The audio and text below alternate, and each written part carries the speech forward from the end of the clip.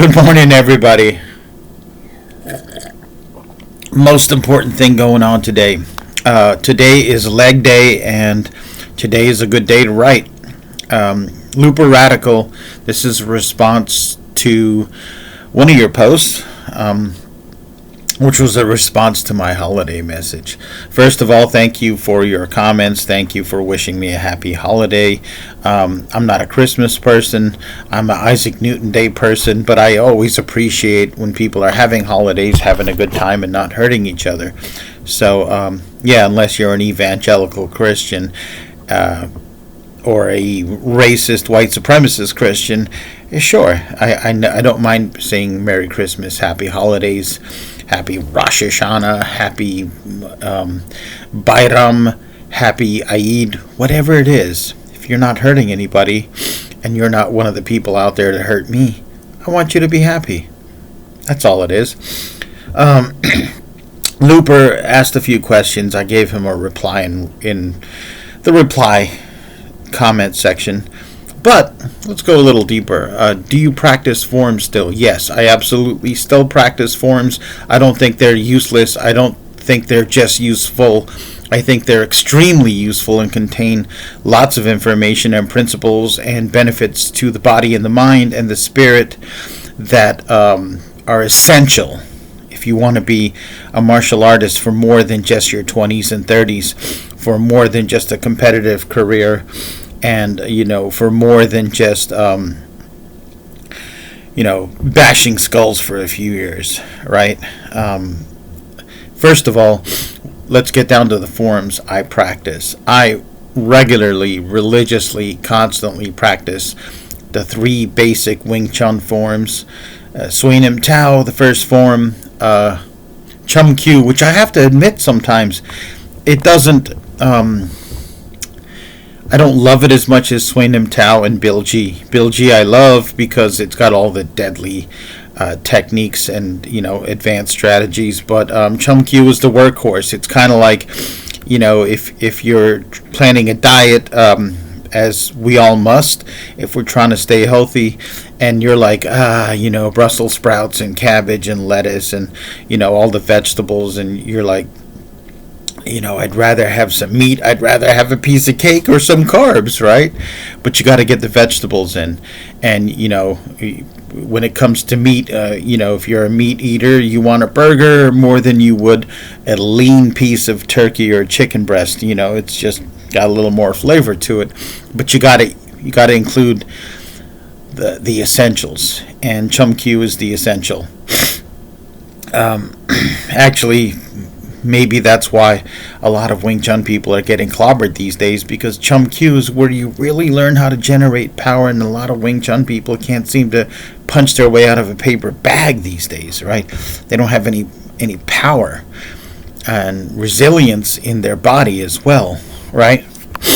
But it's all in there in Wing Chun. I also try to practice regularly to semi-regularly so that I will not forget them or lose my ability in the Goju Dao Te Karate Do forms, right?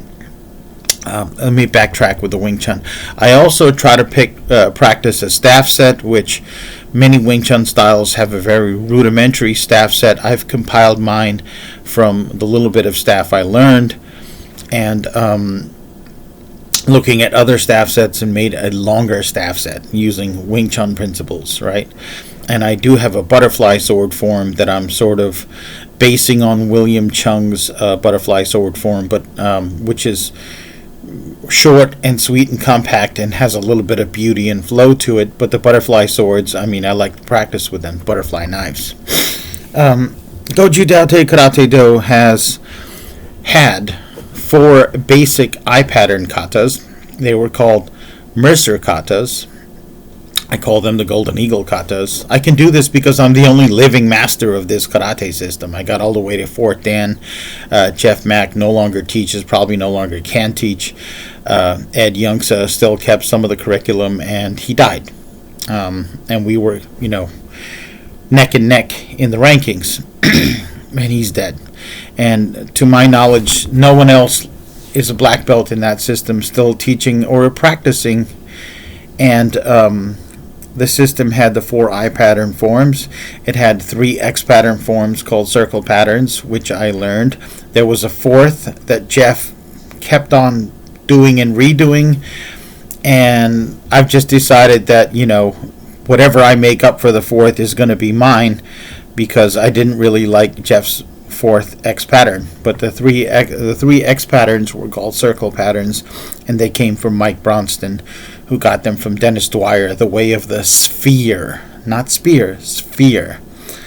It also had a stick and a staff form. The stick form I kept modified heavily to expand on, to include more Filipino martial art techniques, and then it was right-handed, and when you're done you switch and you do it left-handed, so now it's ambidextrous, right? The staff form was incredibly rudimentary and is almost an insult to anyone's intelligence, but I guess if I was teaching a small kid a weapon for the first time, maybe that's what I would teach him. I have other staff sets.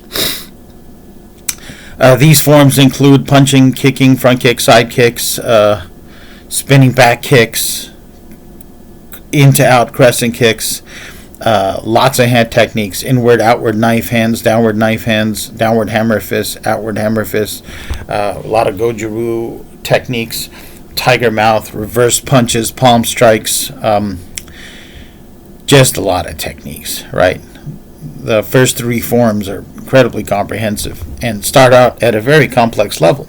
The 4th form, again, morphed a few times during my tutelage, and what I've decided is to chop it up into 2 separate forms, and I'm in the process of re-engineering that, although right now no one's training it.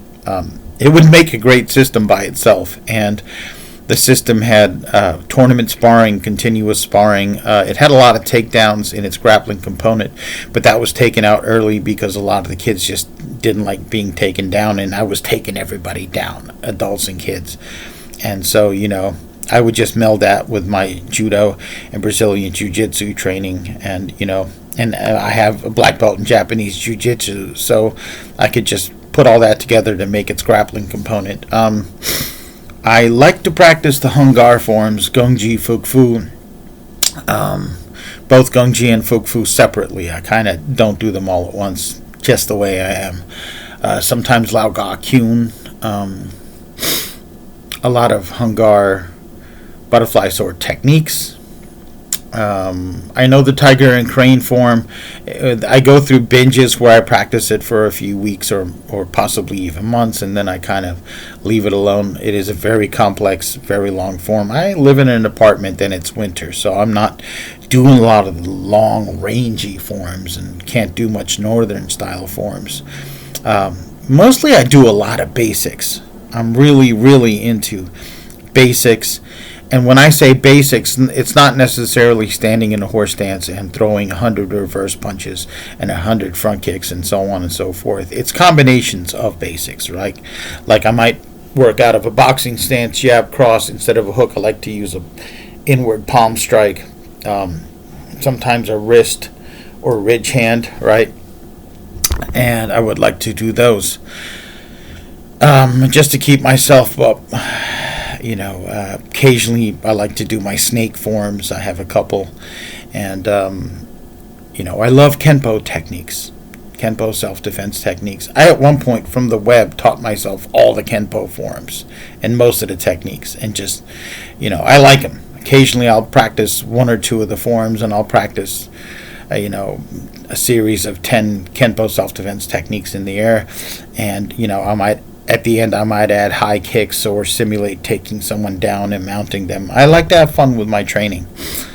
Am I keeping my axe sharp? I don't really have much to train for but my own health and benefit, right?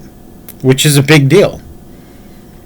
I was a comedian, a black comedian on YouTube, and he's like, well, this guy's in the gym training to beat someone. I'm training to beat cholesterol, so, it's just different. It's true. If I had some great competition to train for as some goal, I would be putting more focus into it. Right now, I am trying to keep my ability to kick and punch fast, which If you meet most 53-year-olds and they're losing that ability, and if they can kick, it's not very fast, and they can't kick head high, which I know is a bit of vanity, but I just like being able to do it.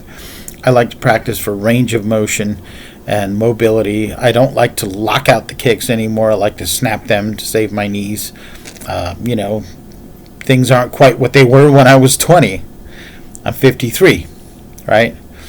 So I actually think forms are very important. I mostly what I'm focusing on is my writing, and I got a membership at Crunch Gym because it opened up, a couple blocks down the road, about 3 blocks, right? One block down and make a left and make another 2.5 blocks and I'm there. And so I'm trying to be a writer and gym rat. I'm doing kind of a high intensity thing where it's high resistance, low rep, low set, not too many exercises. Trying to work towards a really perfect set at the end of the set. I might do a rest pause, and then I might do a couple more reps, and I really try to work on the negative section, right? And then I might just do partials on that exercise. And I'm using a lot of machines because basically I can control the amount. I can really emphasize the negative, and I don't need a spotter. I like to practice like Mike Menser and Dorian Yates and Casey Viator and those guys did, which is where I like to get in and out of that gym. I'll usually start with the treadmill session, try to do at least a mile on the treadmill in varying speeds, and then after that I'll do some walking, and I'll also play with the elevation on the treadmill, and afterwards go up and down hills, and sometimes I'll do hills while I'm running all on the treadmill, and then a decent stretch out. And I go, today's leg day, so I won't plan on doing martial arts here first. Do my punches with emphasis, punches and kicks with the emphasis on kicks and high kicks and fast kicks, stretching really good, doing some low stances, some deep stances. I also have a series of kung fu forms I created called the Jin Chuan Dao basic series. Jin Chuan Dao is my form of kung fu, my personal expression of southern style kung fu amalgamated with some Wing Chun. And I created 4 basic forms, empty hand forms that have low stances, powerful hand techniques, long arm techniques, swinging techniques, straight techniques, tiger claw, snake techniques, and kicks, front kicks, side kicks, and so on and so forth. And I felt I wanted a way to practice all the basics of Southern style Kung Fu and incorporate them to a progressive curriculum. And I also created a double stick kata form, Taolu, which also can be done with swords, axes, butterfly swords, broadswords, and so on and so forth. And I do quite a bit of knife work. I'm doing quite a work with my Yatokan, which means I practice my modern Arnis Anyo 1 through 4 with it, and many different techniques from Doce Pares, modern Arnis, and which I've had formal training in, especially in college. So I'm trying to get the martial arts, and then I'm going to walk over to the gym, which is about a half mile or so, and then I'm going to hop on that treadmill, try to get another mile, do intervals alternating between what for me would be a fast pace, a moderate pace, walking, a fast pace, a moderate pace, hills, no hills, so on and so forth. And then I stretch in between sets of my leg exercises. I like leg extension. I like the leg press machine, and there's a hack squat machine, where these use plates.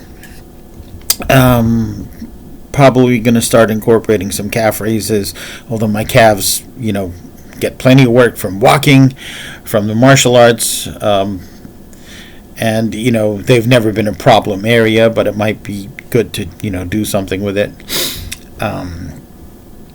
Sometimes I use a seated leg press machine that doesn't use plates but has a weight stack. They have Nautilus there, but I don't know if this new generation of Nautilus, I don't know if it uses that famous Nautilus cam. I don't know if it's as good at it. I find most people don't get what they should out of the machines because they have no idea how to train with it. The whole idea, especially of Nautilus, is that you have equal tension and resistance throughout the whole range of motion, right? Whereas with most weights, when you pick it up, there's like maximal resistance at this point, and then, it increases, and then when you get up to here, there's almost no resistance. You're at a point of maximal leverage, and most people heave it up and kind of let it drop. And, they're practicing heaving. They're not necessarily practicing getting as much work out of that muscle as possible. With the machines, you're supposed to have a slow, steady movement to the top portion, and the machine is supposed to be calibrated so it's the same maximal resistance. And oftentimes when you get to the top, people lock out arms for too long, and then they take the tension off their muscles, and then because it's a negative, you're supposed to really even slow down on the way down. And oftentimes when you get to the bottom of the movement, you'll feel like the weight stack take that weight and click.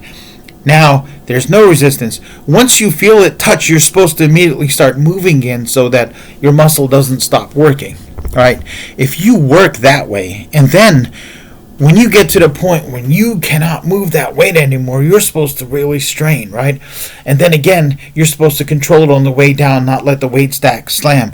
And then when you get to the bottom, you're supposed to attempt another rep and try for as long as possible to get as far as possible, and then you stop. And then at that point, I usually take a rest. I take a few breaths. Woo! I wind up getting a couple more reps in, and then I get stuck again, and then I stop.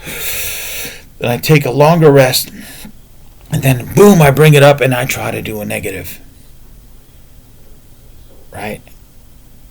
And then I'll just try to hold the isometric tension at the bottom position for as long as possible. And then that is my set to failure. Most people think that a set to failure is, well, I've gone to where I kind of don't really want to do anymore. I guess that's failure, right? It's getting really hard. I think, that's not the way Nautilus was designed to be used, and that's actually not the way to get the best out of the machinery. I have, this shoulder's been dislocated and separated a few times.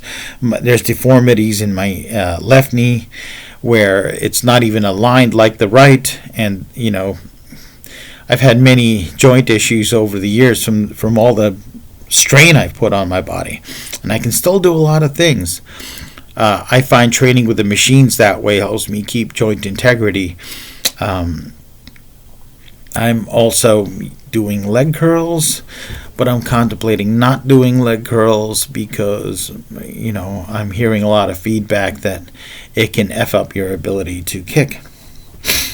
So, writer, gym rat, martial artist is what I'm trying to be right now, and I'm really trying to focus on all those areas of my life. Looper Radical, this is the answer to first part of your question. Okay?